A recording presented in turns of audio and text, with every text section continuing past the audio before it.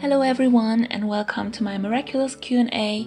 For those of you who don't know yet, I'm doing this as a special podcast because November 1st was my 2-year anniversary in the Miraculous fandom and I wanted to celebrate it with this podcast. Thank you to everyone who sent me questions. Special shout out to my ML World Network buddies and all my other Twitter friends who sent me questions too. So without further ado, let's just get started. The first question that was sent to me was by my friend Duna. She asked, what is your favorite pairing in the Love Square? And I definitely know the answer to that because I love all the 4 different pairings, but my favorite pairing of all of them is always Adrinette because there's no hidden identities involved, and both Adrian and Marinette know who they're dealing with when they're interacting with each other, and there's no wondering who the person behind the mask is.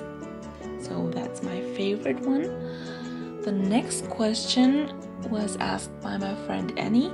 She asked the same question basically, which is my favorite ship, but I answered that just now. And the other question was who my favorite background character is, and I suppose you meant who my favorite side character is, right? So I haven't really thought about that, but I think it's both Marinette's parents because I think they're super cute and lovely, and I really ship them together because they're so cute. The next question was asked by Rani, one of my fellow German Miraculars, and she asked, which is your favorite villain? And my favorite villain so far, or at least for season 1, because I really haven't made my mind up about the season 2 villains yet, and I also don't want to spoil anyone, that would be Lady Wi-Fi. Maybe it's because I can relate to her so much, because among my friends I'm the person most addicted to social media and stuff, and so I think I would be someone like Lady Wi-Fi too if I was acclimatized. The next question was asked by Count Ostula. I hope I pronounced that right. He asked what's probably the most funniest scene in the series. The funniest scene in the series from season 1 was when Gabriel was hypnotized and had to act like a butterfly in like an airplane, because it was just so ridiculous. I remember how I had to pause the stream when I first watched that because I just couldn't stop laughing. And the scene I found most jaw-dropping would probably be the one when Adrian found the book in his father's safe. Like, we all suspected Gabriel to hide something, but the book in his safe was really one big hint that he's involved in something bigger. And I think this was also an important part of the whole plot. So we found out about that and we knew that Gabriel is really hiding something. The next question was asked by my fellow MLWN member Abby. She asked, what's your favorite memory of being in the MLWN? So the ML World Network, for those who don't know, that's the Twitter network of different country accounts for Miraculous.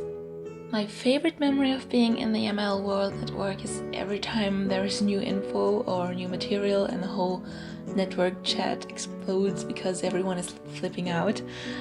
And sometimes it's annoying when my phone crashes, but most of the times it's very exciting.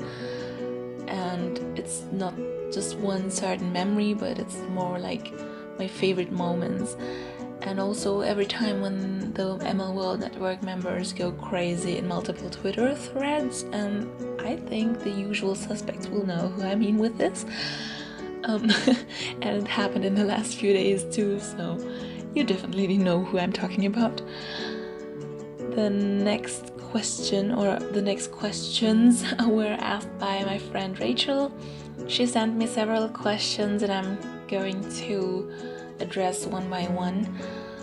The first question was, what's your opinion on the love triangle?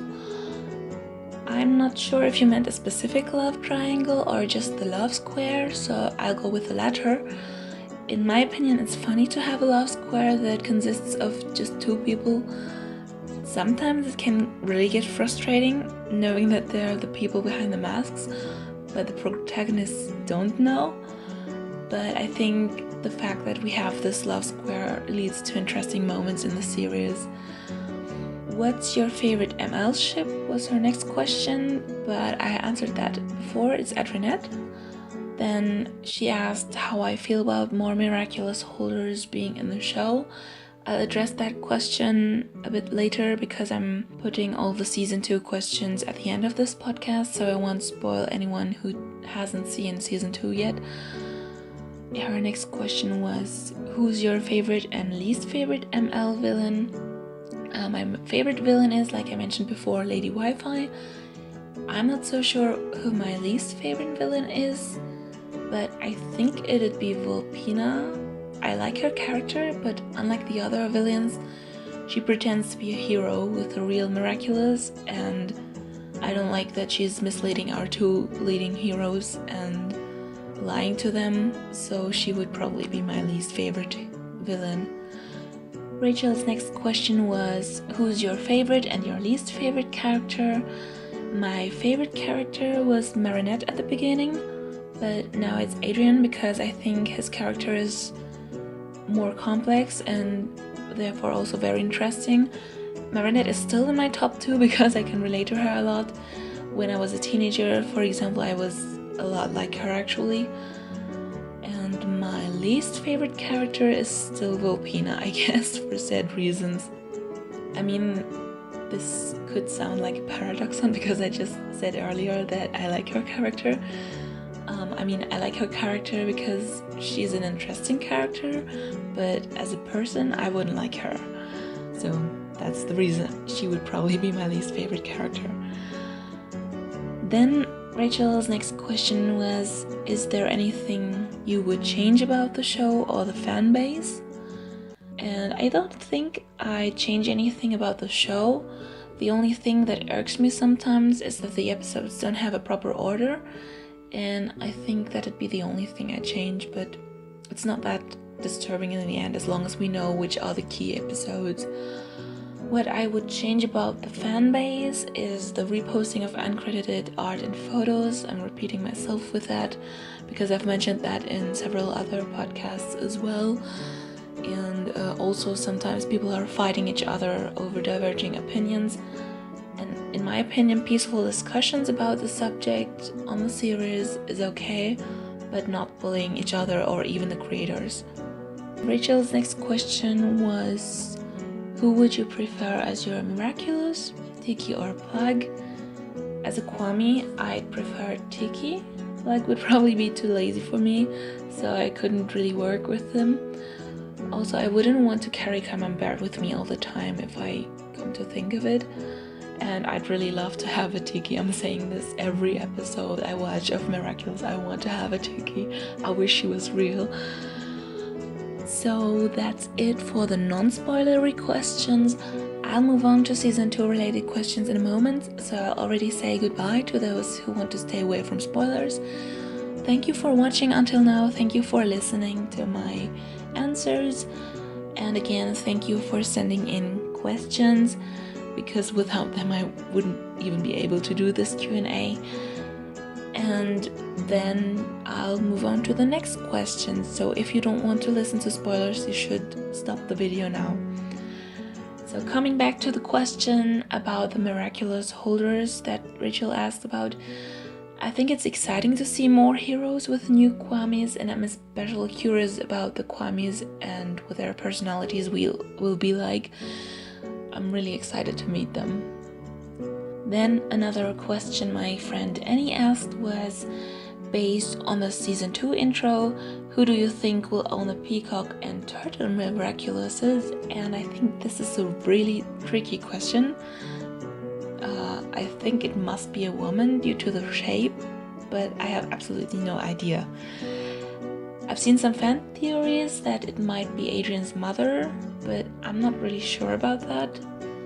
I think I even used this fan theory in one of my fanfictions, I think, but I can't remember too well. But since we've seen the Peacock Miraculous in Gabriel's safe already, it might be someone he trusts. Maybe it could be Natalie, but I don't know about that. But who knows? I'll just wait and see what actually happens in the season. And his next question was, what's the most shocking thing or situation from season 2 for you so far? The most shocking thing was the reveal that Gabriel is Hawkmoth. No, just kidding. This was really not surprising to me. I was actually about to say it was when Audimatrix, or I think in the English dub it will be Prime Queen, entered Chloe's room through the TV screen. But then I watched Robustus and I think he's the scariest Akuma villain so far. I think this is the most shocking situation in the series until now, because it's pretty scary when machines are starting to think and move by themselves and you cannot control them and don't know what they're going to do in a minute. And I was surprised that even Hawkmoth admitted that he made a mistake akumatizing a robot. So there's that. Next question was asked by my fellow MLWN member, Ro. She asked, what's your favorite season 2 episode so far? My favorite season 2 episode so far is definitely Dudu Villain, or as known in English, Despair Bear. There was so much happening in the episode, and it contained a lot of Adrinette too, which is my favorite ship, as I said before, and I love every episode with Adrinette. And the second question was, what are you most looking for in the show? I'm actually most looking forward to the reveal of Chat Noir and Ladybug's identities, but I'm pretty sure that won't happen in season 2. So I think for season 2 I'm most looking forward to seeing the new heroes with the other Kwames. I'm so curious about them and I really want to get to know them. The next question Ro asked was which my favorite love square moment in season 2 so far was. My first response would have been the ballroom scene where Marinette and Adrian were dancing tightly, because I think the whole fandom went crazy when they saw that scene. But then Befana aired, and now my favorite love square moment of season 2 is the one where Adrian gives Marinette a handmade bracelet. And I also think this is a fundamental moment in their friendship, and maybe also a point where their friendship goes into a direction that we know will be like a more close friendship, so to say. Moving on to the next question, we have the question of Laura. She's my friend from France. She asked which were my thoughts about Chloe and her butler, and I think it's kind of cute that Chloe's butler cares so much about her, even since her early childhood. But I must admit, and I'll address that in my review of that episode later too, that I can understand why Chloe got angry at him in the episode. After all, what teenager wants to be embarrassed in front of their whole class? But I think it's a bit sad that Chloe doesn't even know his correct name after all these years, because she always calls him something else, sometimes Jean-Jacques, sometimes Jean-Michel, Jean-Marc, or some other names, and I would love to know his real name. Okay, the next question was asked by Millie. She's also one of the MLWN squad.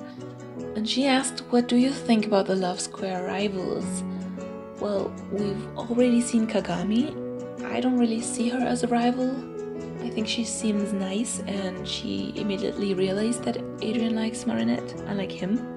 And as for Luca, I don't know yet, but since I've only heard good things from him, I don't think he's gonna be a threat either. So in summary, I don't think that there's gonna be really that much of rivalry like there was with Leela maybe. But I'm definitely excited about the new characters, and I hope we'll get to see more of Kagami too, and also of Leela in the next episodes. Then we'll move on to the last question I got. This was from Fairy from the ML World Network too. She asked, which of the specials in season 2 are you most interested in watching? I didn't know that the specials were especially signed to season 2, and I hope I don't mess anything up here, but I assume you're talking about the Halloween and the Shanghai special. So I'd go for the Shanghai special. I have the feeling that we'll get to see more interesting content there. Because regarding the Halloween special, I kind of think the setting is gonna be similar to the Christmas special, and this would be just like a regular episode, but just on a special occasion. And I don't know if there's gonna be a lot of, plot development in that episode, but I could be wrong. So yeah, I don't know if I answered that question correctly, but I think I'll be most interested in the Shanghai special. So that's a wrap. Thank you again for sending in all the interesting questions. It was really fun answering all of them and also thinking about my opinion on different aspects, which I haven't thought about before. I'm looking forward to exploring the new season with you, and stay tuned for my ML reviews because they're already in the works. And yeah, have a good day, stay healthy and safe, and I'll talk to you soon. Bye!